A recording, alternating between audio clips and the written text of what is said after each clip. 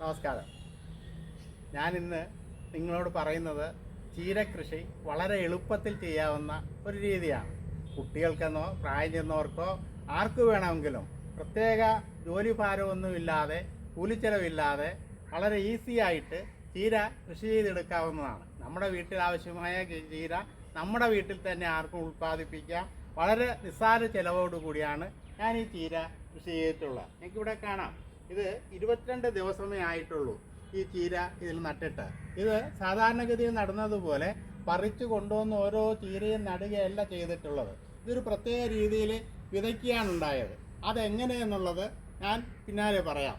ചീരകൃഷി വളരെ ആദായകരവും നമുക്ക് വേണ്ട പോഷകങ്ങൾ മുഴുവനും തരുന്നതുമായ ഒരു കൃഷിയാണ്. ചീരയ്ക്കകത്ത് പോഷകങ്ങളുടെ ഒരു കലവറ തന്നെയുണ്ട് ഇതിൽ. എന്നാൽ കലോറി വളരെ കുറവുള്ള ഒരു ഭക്ഷ്യവസ്തുവാണ് ചീര.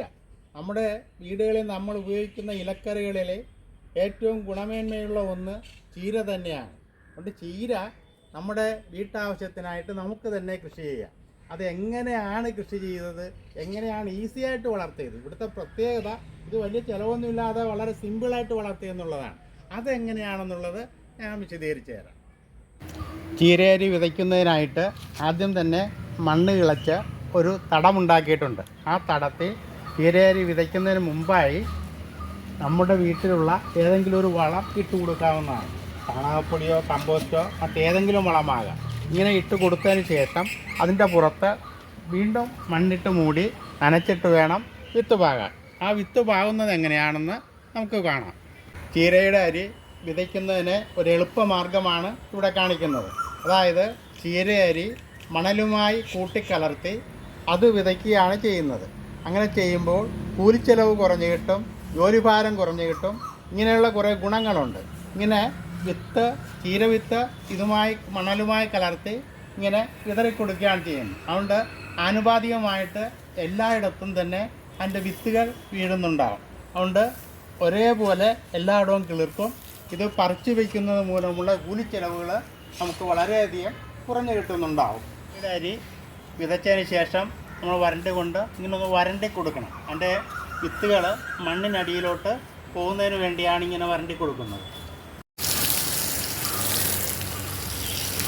ഈ ചീരകൃഷിയിൽ പ്രത്യേക രോഗങ്ങളൊന്നുള്ളതായി കണ്ടിട്ടില്ല.